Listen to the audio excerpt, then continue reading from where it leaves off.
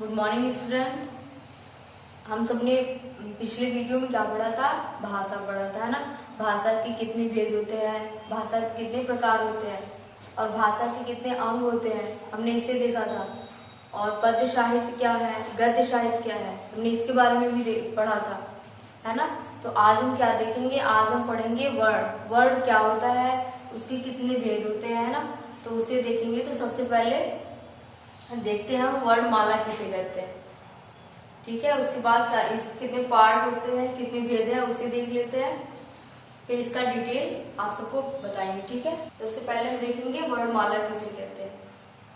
वर्णमाला यानी वर्ड किसे कहते हैं, है ना, अक्षरों को कहा जाता है ना। तो माला यानी जैसे हम देखते हैं ना कि माला, जैसे कोई माला है तो उसमें क्या होता है, मोतियों से इसे पिरोया हुआ होता है ना, ऐसे लाइन वाइज ऐसे होती है, ऐसे ऐसे ऐसे होता है ना।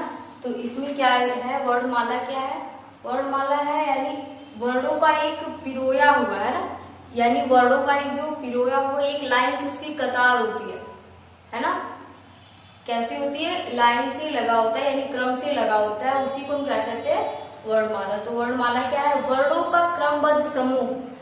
वर्णों का कैसा समूह होना चाहिए? क्रमबद्ध समूह ही क्या कहलाता है? वर्णमाला कहलाता है, ठीक है। उसके बाद क्या है हमारा? वर्ड है ना। वर्ड क्या है? वर्ड भाषा की सबसे छोटी इकाई है, जिसके क्या नहीं होते हैं, टुकड़े नहीं किए जा सकते, वही हमारा क्या है? वर्ड कहलाता है। वर्ड के कितने भेद होते हैं? दो होते हैं। पहला है स्वर, दूसरा व्यंजन। स्वर क्या है? जिसका उच्चारण करते वक्त हमें किसी और वर्ड की सहायता की जरूरत नहीं होती, यानी वह वर्ड जो बिना किसी सहायता से बोला जाता हो, उसे हम क्या कहते हैं? स्वर कहते हैं। और व्यंजन क्या है हमारा? वह वर्ड जो स्वर की सहायता से बोला जाता है ना। जैसे जैसे हमने स्वर में बोला ना, बोलते हैं हम, अगर हमने बोला है तो इसके अलावा और कोई ध्वनि सुनाई दे रही है? नहीं सुनाई दे रही है, क्योंकि स्वर जो है वो बिना किसी वर्ड की सहायता से बोला जाता है ना। तो और जैसे हम बोलते हैं ना आ, ठीक है, आ, और कोई ध्वनि सुनाई दे रही है? नहीं सुनाई दे रही है, तो हमारा क्या है? स्वर है।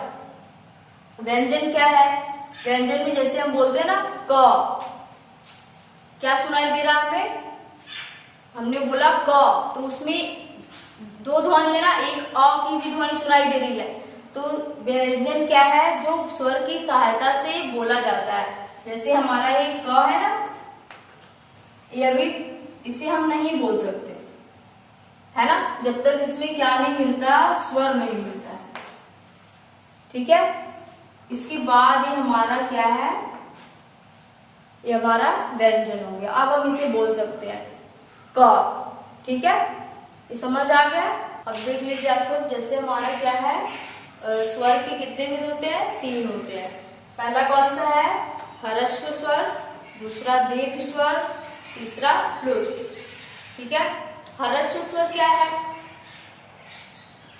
जिसका उच्चारण करते समय बहुत कम समय लगता है, ठीक है, जिससे वर्ड को बोलते समय बहुत कम समय लगता है, वही हमारा क्या है? ह्रस्व स्वर होता है। जैसे नहीं हम बोलते हैं आ हो गया, ई है, ऊ है, री, ठीक है, ये क्या है? हमारा ह्रस्व स्वर है। दीर्घ स्वर क्या है? वह वर्ड जिसका उच्चारण करते समय ह्रस्व स्वर से 2 गुना समय लगता है ना। ह्रस्व स्वर से कितना समय लगता हो? 2 गुना समय लगता हो, उसे हम क्या कहते हैं? दीर्घ स्वर कहते हैं। दीर्घ स्वर में कौन कौन से वर्ड आ जाते हैं? जैसे आ हो गया, ई हो गई, ऊ हो गया, ए हो गया, ए हो गया, ओ और औ होता है। ये हमारा कौन सा स्वर हो गया? दीर्घ स्वर हो गया, ठीक है। प्लुत क्या है? प्लुत स्वर है उन वर्णों का उच्चारण करते समय दीर्घ स्वर से अधिक समय लगता हो, अर्थात ह्रस्व स्वर से 3 गुना समय लगता हो, उसे हम क्या कहते हैं? प्लुत स्वर कहते हैं। जैसे नहीं कोई जा रहा हो, ठीक है, उसे हमें दूर से बुलाना हो, है ना। जैसे हम दूर से नहीं बुलाते, कहते सुनो, ये तो अचानक हमने बोला, समझ में हम ऐसे बोलते ना सुनो, तो जो हमारी आवाज नहीं गूंजती, ध्वनि, वही हमारा कौन सा स्वर हो गया है, प्लुत स्वर हो गया। ठीक है, अब क्या हमारा व्यंजन हमने देख लिया है। व्यंजन के कितने पार्ट होते हैं, कितने भेद है, 3 है। पहला कौन सा है, स्पर्श व्यंजन, दूसरा अंतःस्थ, तीसरा है ऊष्म। स्पर्श व्यंजन क्या है, जिन व्यंजनों का उच्चारण करते समय जीवा यानी जो जीभ हमारी वो क्या करती है, हमारे मुख के अनेक भागों को, है ना, सभी अनेक भागों को क्या करती है, स्पर्श करती है। यानी छूकर जो व्यंजन हम उच्चारण करते हैं, जैसे कंठ से, तालु से, है ना, ओष्ठ से, दंत से, वो हमारा क्या है, स्पर्श व्यंजन होता है। अगला क्या है हमारा अंतःस्थ व्यंजन। अंतःस्थ व्यंजन क्या है, उस व्यंजन का उच्चारण करते समय, है ना, कंठ से होते हुए जो हमारे मुख के भीतर स्थित हो, है ना, जैसे हम कुछ बोल रहे हो, जो वायु हो वो बाहर ना निकलकर हमारे मुख के अंदर ही हो, है ना, वो हमारा कौन सा व्यंजन होता है, अंतःस्थ होता है। कितने प्रकार के होते हैं, 4 होते हैं, जैसे य, र, ल, व। ये क्या है, जब हम इसका उच्चारण कर रहे हैं ना, तो हमारे मुख के भीतर ही क्या हो रही है, मुख के भीतर ही वायु जो है मुख के भीतर ही है ना, जैसे हम बोलते नहीं है य, है ना, बोलो आप सब, जैसे य हो गया, है ना, र, ल, व। ठीक है, ये हमारा कौन सा व्यंजन है, अंतःस्थ व्यंजन है। अगला हमारा क्या है, ऊष्म व्यंजन। ऊष्म व्यंजन क्या है, जिसका उच्चारण करते समय श्वास, जो सांस है घर्षण करके, है ना, बाहर निकल रही है, उसे हम क्या बोलते हैं, ऊष्म व्यंजन कहते हैं।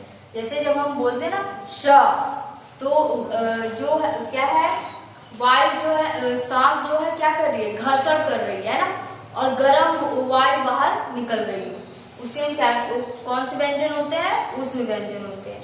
जैसे श हो गया, श हो गया, स हो गया और ह, यानी तालव्य श, मूर्धन्य श, और ह, ये हमारा कौन सा है, ऊष्म व्यंजन हो गया। ठीक है, अब तक हमने देखा व्यंजन के कितने भेद होते हैं, 3 होते थे, है ना, और होते हैं कौन कौन से, स्पर्श, अंतःस्थ और ऊष्म। ठीक है, इसके बारे में हमने बता दिया आपको, आपको समझ आया होगा कि स्पर्श व्यंजन क्या है, अंतःस्थ व्यंजन क्या है और ऊष्म व्यंजन क्या है। एक उच्चारण के स्थान पर कितने, उच्चारण के आधार पर कितने होते हैं, 6 होते हैं। पहला स्पर्श हो गया, दूसरा अंतःस्थ, तीसरा ऊष्म, चौथा नासिका, 5वां क्या है, अतिरिक्त, और 6वां आगत। जैसे इनके बारे में तो आपने देख लिया है ना। अब देखेंगे नासिका क्या होता है, और अतिरिक्त और आगत ध्वनि क्या है। ठीक है, तो नासिका व्यंजन क्या है, वह व्यंजन होता है जिसका उच्चारण किससे किया जाता हो, नाक द्वारा होता है ना। वह व्यंजन जिसका उच्चारण नासिका द्वारा होता है उसे हम कौन सा व्यंजन कहेंगे, नासिका व्यंजन कहेंगे, है ना। जैसे हमारा अंग हो गया, इया हो गया, है ना, ये क्या है, हमारा नासिका व्यंजन है। अतिरिक्त व्यंजन क्या है, वह व्यंजन जिससे किसी शब्द का आरंभ नहीं किया जा सकता, है ना, यानी शुरुआत नहीं की जाती, किसी शब्द को नहीं लिखते, है ना, वही हमारा क्या होता है, अतिरिक्त व्यंजन है। जैसे कितने होते हैं, 2 होते हैं। ठीक है, ड हो गया, ढ हो गया, है ना। तो इसे जैसे हम लिखते हैं ना, कढ़ाई, इस व्यंजन का प्रयोग हमने कहाँ किया हुआ है, यहाँ पे, है ना। इससे क्या होता है, किसी शब्द का आरंभ हम नहीं करते, इसका प्रयोग कहाँ किया जाता है, बीच में किया जाता है। ठीक है, ये हमारा कौन सा व्यंजन है, अतिरिक्त व्यंजन हो गया। कुछ ऐसी ध्वनि है जो जैसे बाहर से आई होती है ना। कुछ ऐसी ध्वनियां हैं जो कहाँ से, बाहर की है, उसे कैसे प्रयोग किया जाता है, वही हमारा क्या है, आगत ध्वनि है। ठीक है, जैसे हम नहीं लिखते जैसे हम गज, है ना, ये हमारा क्या है, आगत ध्वनि है। ठीक है, यानी बाहर से आई हुए व्यंजन है, यानी बाहर से आई हुई ध्वनि है जिसका प्रयोग हम इस तरह करते हैं। ठीक है, ये हमारा क्या हो गया, आगत ध्वनि। हम सब ने पिछले वीडियो में वर्ण, स्वर और व्यंजन की परिभाषा पढ़े थे हम सब। आज हम क्या करेंगे, स्वर की कितने भेद होते हैं उसकी परिभाषा देख लेते हैं। ठीक है, तो सबसे पहले कौन सा है, ह्रस्व स्वर।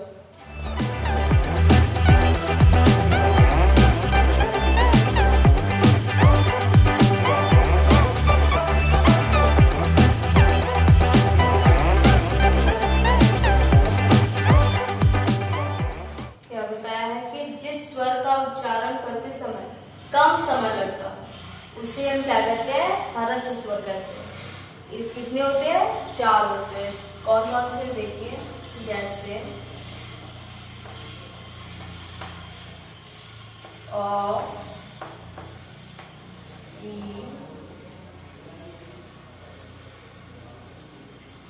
उ और री। ये क्या है? ह्रस्व स्वर है। इसका उच्चारण करते समय बहुत कम समय लगता है। ठीक है, तो ये कौन सा स्वर हो गया? ह्रस्व स्वर हो गया। कितने होते हैं? 4 होते हैं। अ, ई, उ और री। ठीक है, अगला क्या है हमारा? दीर्घ स्वर। दूसरा कौन सा है?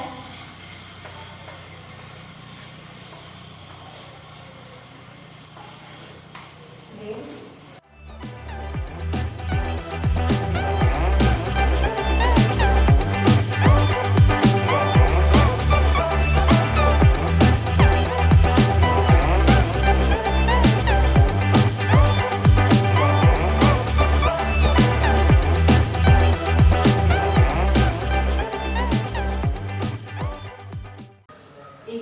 क्या बताया है कि जिस स्वर का उच्चारण करते समय ह्रस्व स्वर से 2 गुना समय लगता हो उसे हम कौन सा स्वर कहते हैं? दीर्घ स्वर कहते हैं। ये कितने होते हैं? 7 होते हैं। देखिए कौन कौन से हैं, जैसे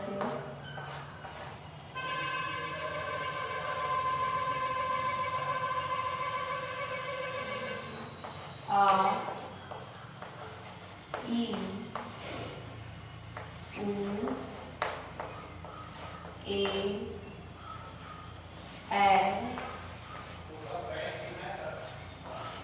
ओ और औ। कौन कौन से होते हैं? अ, ई, उ, ए, ओ और औ। ये कौन सा हमारा है? दीर्घ स्वर। तीसरा क्या है हमारा? प्लुत स्वर। इसकी परिभाषा देखिए।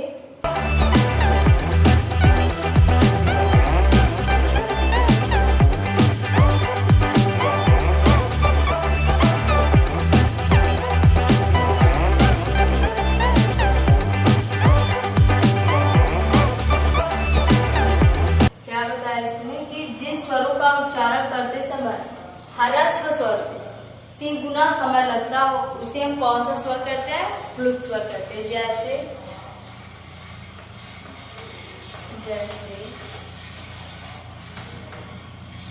सुनो, जैसे सुनो, ओम,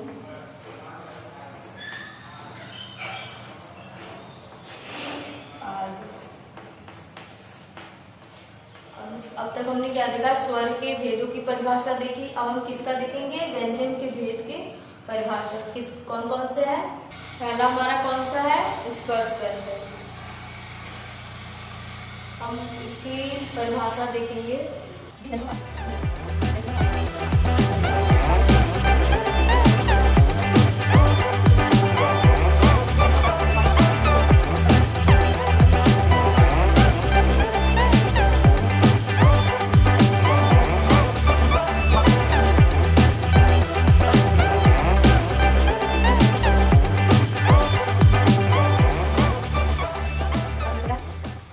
जिन व्यंजनों का उच्चारण करते समय वायु कंठ से निकलकर मुख के विभिन्न भागों को स्पर्श करती है उसे हम क्या कहते हैं?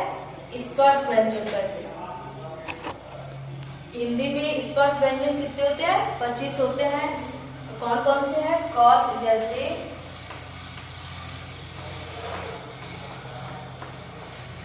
का से लेकर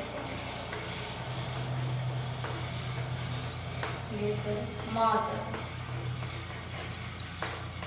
का से लेकर मात्र। लेकिन क्या है कि जब वायु जो हमारे कंठ से निकलती है तो मुख के जिन भागों को स्पर्श करती है, जैसे जिन वर्णों का हम व्यंजनों का उच्चारण करते हैं उस समय वायु हमारे मुख के जिस भाग को स्पर्श करती है, छूती है, हम उसे उसका उच्चारण स्थान वही मान लेते हैं। ठीक है। दूसरा क्या है हमारा अंतःस्थ व्यंजन। ठीक है।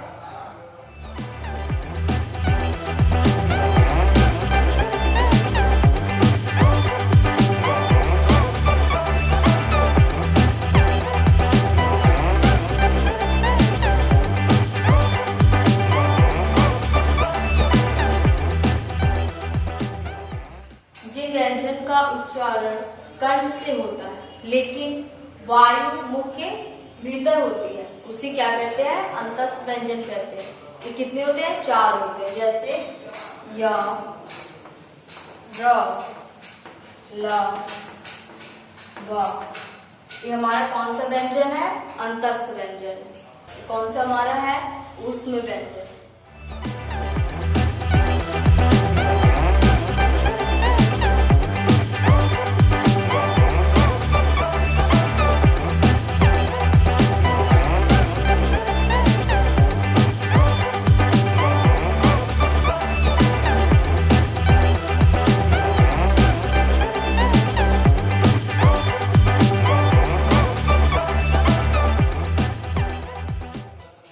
जिन व्यंजन का उच्चारण करते समय वायु तेज गति से मुख में रगड़ करती है और गर्म वायु मुख के बाहर आती है उसे हम कौन सा व्यंजन कहते हैं ऊष्म व्यंजन कहते हैं। इसकी संख्या कितनी होती है 4 होती है। कौन कौन से देख लीजिए आपको।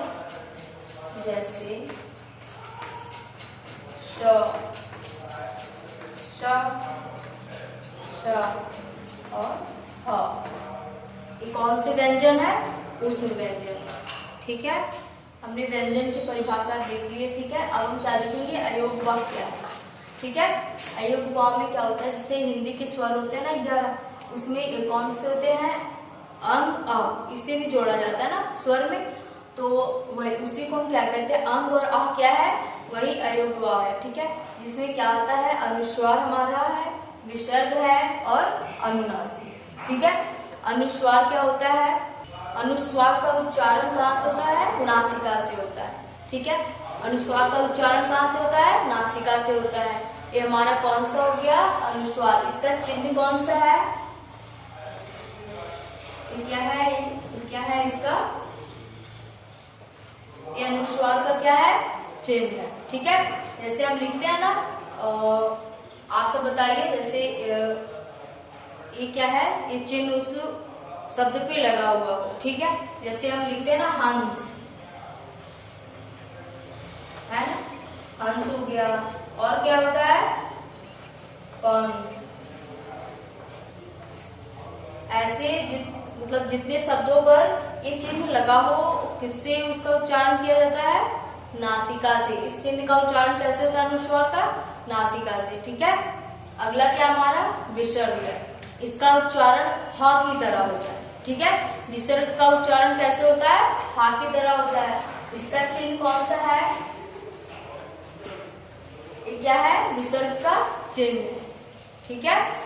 तो जैसे में आपका हो गया हम नहीं लिखते नमः है ना हम बोलते हैं ना नमः हा आता है ऐसे हमारा हो गया पुनः।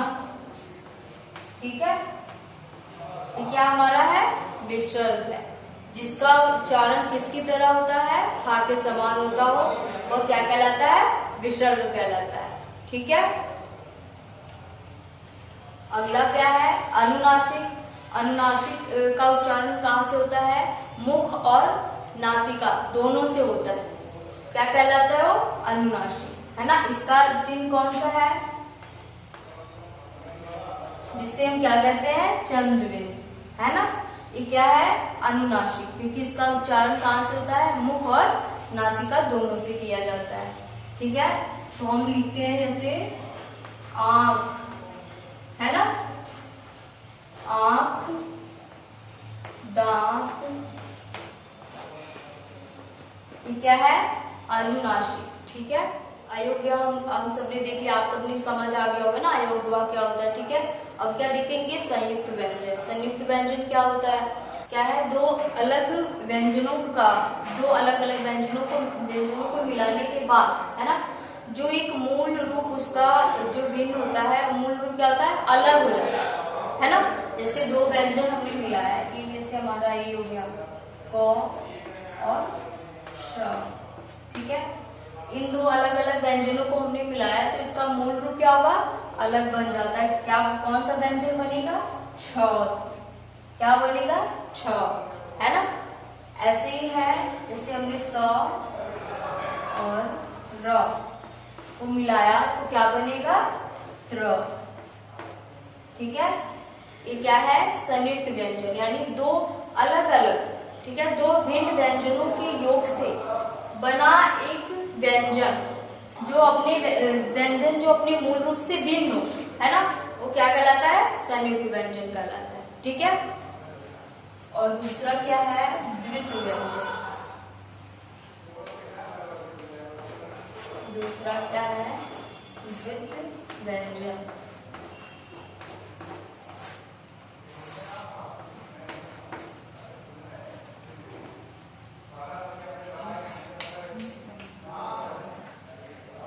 एक और क्या होता है, दो समान व्यंजन, है ना, दो समान व्यंजन ध्वनियों से के संयोग से बना हुआ व्यंजन क्या, कौन सा व्यंजन कहलाता है, द्वित्व व्यंजन कहलाता है।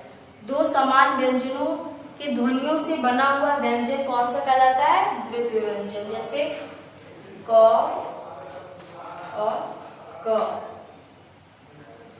है ना, मिलकर हमने क्या बनाया, एक शब्द बनाया, क्या बनाओ, पक्का, ठीक है।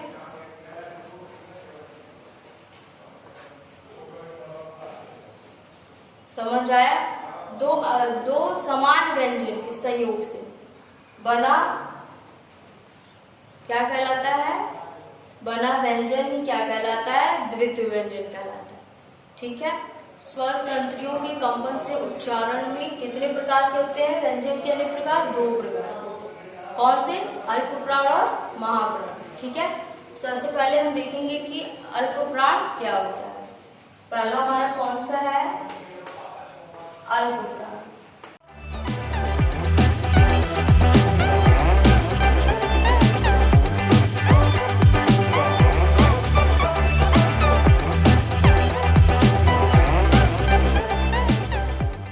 क्या कहते हैं, अल्पप्राण कहते हैं। जिन व्यंजनों के उच्चारण में कम वायु का प्रयोग हो उसे हम क्या कहते हैं, अल्पप्राण कहते हैं। अल्पप्राण में कौन कौन से आते हैं, सभी वर्गों के, कितने वर्ग होते हैं, 5 वर्ग होते हैं ना, क वर्ग, ता वर्ग, ट वर्ग, है ना, ये सब कितने वर्ग होते हैं, 5 वर्ग होते हैं। उसमें सभी वर्गों के कौन कौन से होने चाहिए, प्रथम, तृतीय और पंचम, है ना। प्रथम, तृतीय और पंचम वर्ण होने चाहिए, और अंतस्थ व्यंजन, ये सारे किस में आते हैं, अल्पप्राण में आते हैं। जैसे भी देख लीजिए आप सब, जैसे का वर्ग का प्रथम, तृतीय और पंचम कौन सा होगा, क, ग और अंग। कौन सा हुआ, कौन कौन सा है, क, ग और अंग। वैसे च, ज और इया, ऐसे सभी वर्ग के कौन कौन से होने चाहिए, प्रथम, तृतीय और पंचम, ठीक है। ये सारे किसमें आते हैं, अल्पप्राण में। और अंतस्थ व्यंजन की कौन कौन से हैं,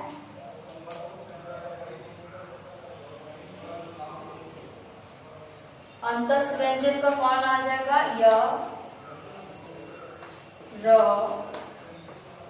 ल और व, ये सब किसमें आ जाएंगे, अल्पप्राण में, ठीक है।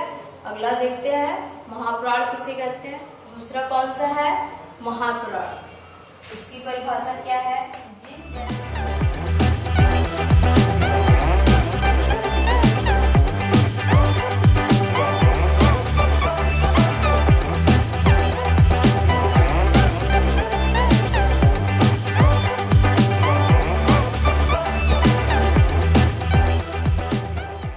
जिन व्यंजनों का उच्चारण करते समय अल्पप्राण की अपेक्षा अधिक वायु का प्रयोग हो उसे हम क्या कहते हैं, महाप्राण कहते हैं। इसमें क्या होगा, सभी वर्गों का इसमें सभी वर्गों के चतुर्थ और द्वितीय वर्ण लिखे जाएंगे, है ना।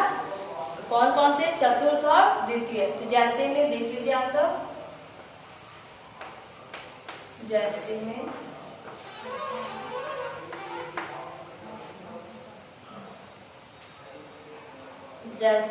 ख, घ,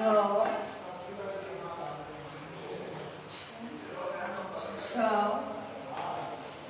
झ, ऐसे सभी वर्गों के द्वितीय और चतुर्थ वर्ण लिखे जाएंगे और उसमें व्यंजन होगा। कौन सा व्यंजन होगा? उसमें व्यंजन होगा। कौन कौन से उसमें व्यंजन में? श, श और ह। ठीक है, ये हमारा कौन सा हो गया? महाप्राण हो गया।